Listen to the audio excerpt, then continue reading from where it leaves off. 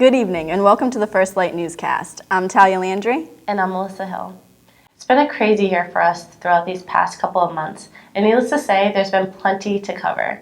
During our last newscast, we mentioned the job fair hosted by our Tribal Gaming Authority in Taunton. The event welcomed over 800 guests interested in the job opportunities within our First Light Resort and Casino. We got a chance not only to attend the event, but get a few words from our chairman, who let us in on what to expect in the future. We're at the Taunton Vendor and Job Fair, and I think it's so important when we talk about Taunton Vendor Job Fair for First Light Resort and Casino. That's going to be right here in the great city of Taunton. I'd say the turnout has been magnificent, and it's an opportunity for people and vendors to get familiar with the various services and products and jobs that are required and needed at First Light Resort and Casino. I mean, we're developing amazing, complete infrastructure of top-paying, high-quality jobs. You know, we're going to have more job fairs. I think it's important to continue to have more of these leading up to the opening of the casino, but there's so many jobs that are going to happen before the opening of the casino. 3 years later and still no answers. The family of Crystal Perry held their annual walk last June with friends and family on the streets of the murder on Central Ave in Falmouth. They walked to the sounds of drumming and singing from a few of our tribal men from Kenyon's Market to the Perry's home. The walk was just a few weeks after the anniversary of the horrific murders of both Crystal Perry and Christopher Williams back in 2013. Though it is the Cape's only double homicide in 15 years and still remains unsolved, the families of the victims and the tribal community still remembers the lives of these two individuals and their wrongful death. A bittersweet day of memories and family ended with food and laughs as Crystal Perry's memories and loving spirit will always remain strong in the tribal community.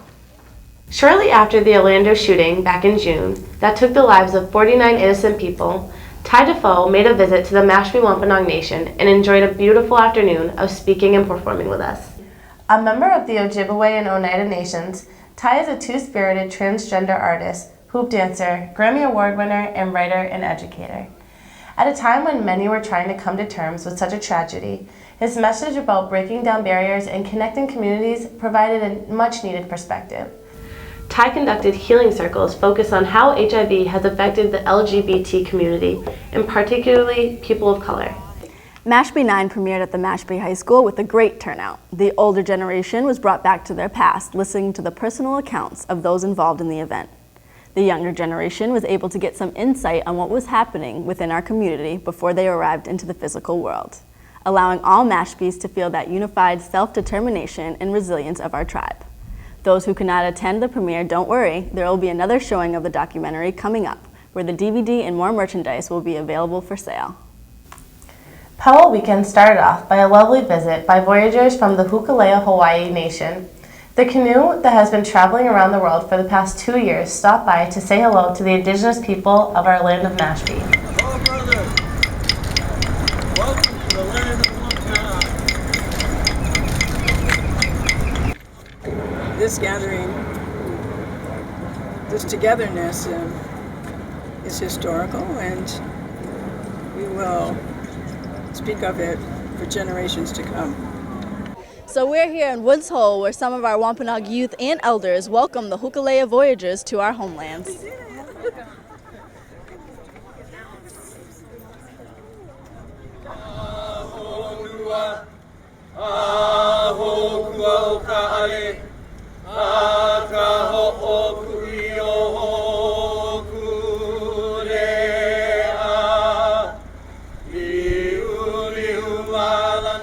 So as we've been sailing around the world, we've been meeting so many different peoples, different cultures, different indigenous cultures.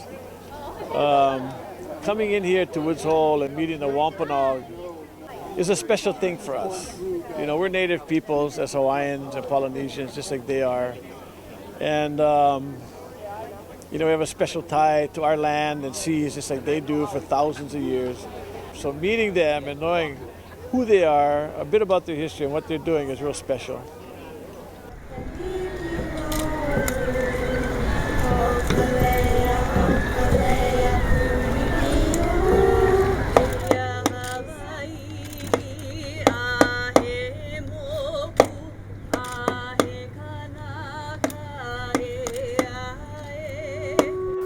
The Voyagers stayed the weekend to enjoy powwow with us, where they honored our leaders with their traditional ceremonies and gifts. It was truly a sight to see all the relations come together full circle in honor and respect. Now let's take a look at some of the fun we had this year at the Mashpee Wampanoag 95th Annual Powwow with the theme of Honoring Our Circle, Breaking the Cycle of Addiction.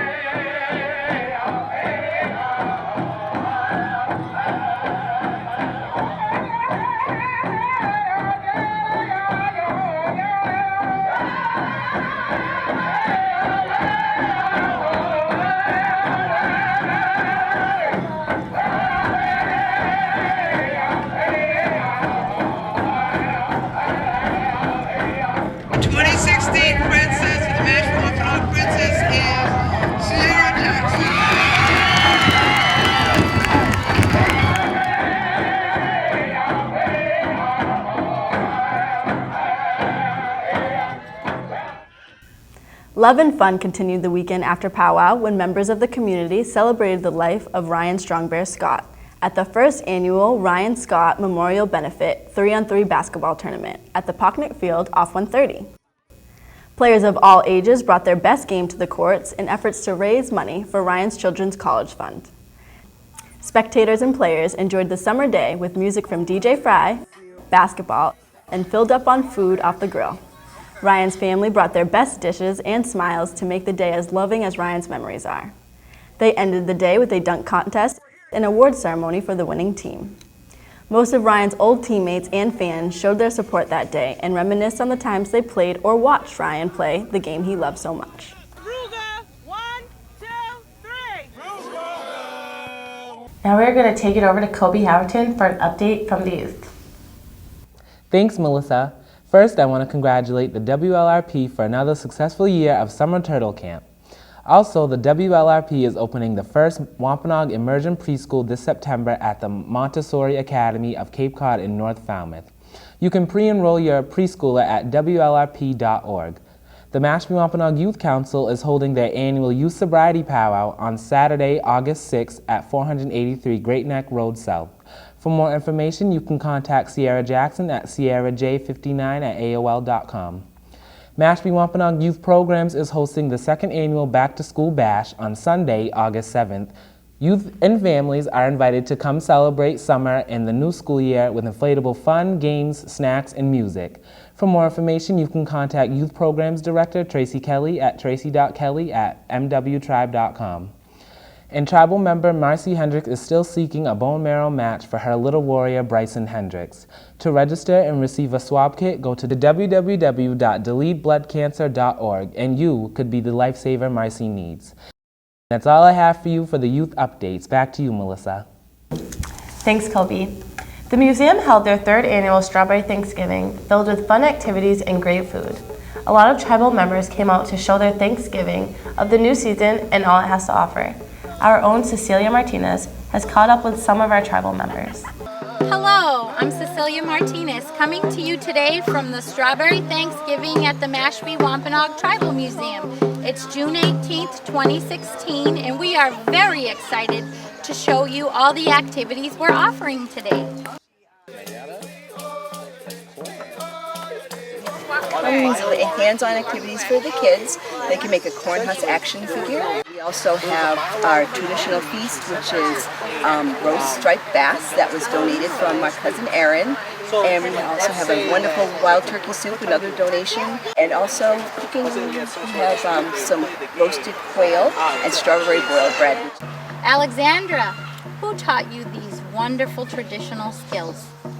Well, I learned weaving at a kind of middle age in my life. Just after I had children, I began working at Plymouth Plantation, where I learned from our elder women there how to weave traditional belts, bags, and baskets. So here I'm working on a very decorative, very fancy powwow belt for my daughter, who is 9 years old.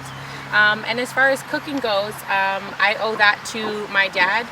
He's a traditional Wampanoag hunter and fisherman, and all of my cooking skills are owed to him.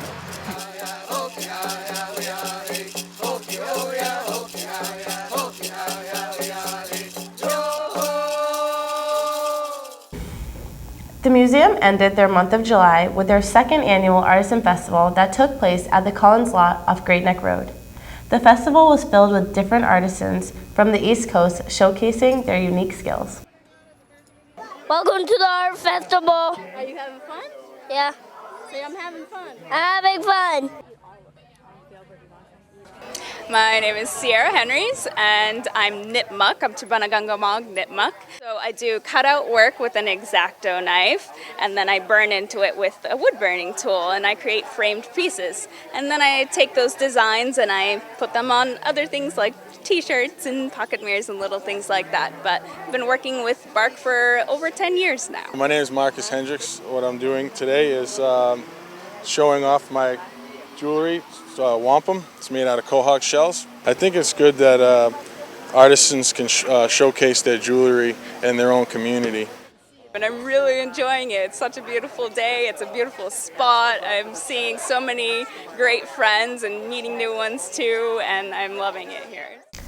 The festival not only had crafts for sale, but also some of Mashpee's most delicious native cuisine, along with traditional performances by Nipmuc flute player Hawk Henrys and our very own Anna Whedon, who emceed the event. The location was great and gave the festival room to grow. Additionally, the Mashpee Wampanoag Indian Museum is looking for members to sit on a newly formed Museum Collections Committee. The Collections Committee will make decisions on what art and artifacts are taken into the permanent collections in accordance with the museum's collections policy and mission statement. The committee will meet quarterly, and 5 members are needed. This is a volunteer position. Interested tribal members, please submit a letter of interest by Friday, September 2nd to the attention of the TIPO department. The elders hosted their annual awards ceremony last month with a great turnout. Elders from across the country enjoyed hors d'oeuvres and dinner at our Community and Government Center, as different elders were honored for their latest accomplishments.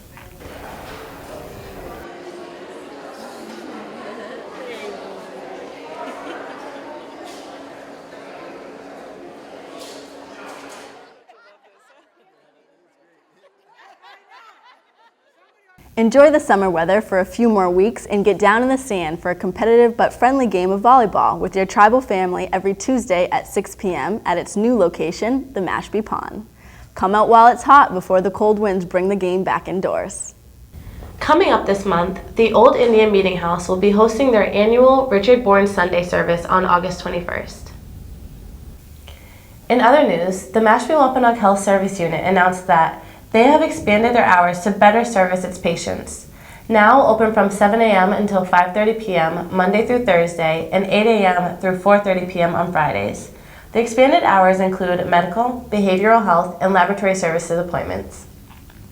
The Education Committee is seeking new members who have committed interest in the continued building of our tribal community through education and is seeking volunteers to work on specific activities in the form of subcommittees. For more information, or if you or someone you may know is interested in serving our community on the tribe's Education Committee, please contact committee member Morgan Peters at 508-566-6269 or email at mwalim@gmail.com. Also, the Enrollment Committee is looking for a dedicated tribal citizen interested in helping to oversee the tribe's enrollment process. Presently, there are 2 open seats for 3-year terms. If you are interested in serving on the committee, please send a letter of interest to Francis Dotton at f.dotton@mwtribe.com. In spite of the tribe's tremendous strides within this past year, we have gained some oppressors of that movement. With that being said, it is important to acknowledge the District Court Judge William Young's decision to rule in favor of the plaintiffs challenging our land into trust. Chairman Cedric Cromwell held a special meeting for tribal members this Thursday to address the federal court order and our next steps. It is important to remember that this ruling does not mean that we have lost our land or need to stop the construction of the casino. It is a challenging attack on our people that we have been experiencing since the first contact of the European settlers. We will continue to fight as we have the best of the best in Indian country on our legal team. An appeal will be filed and we will continue to progress as unified people. This is our land and we will forever be connected as our blood runs through this dirt, streams, and ocean. Our history is undeniable, and with support from our tribal family and ancestors, this too shall pass.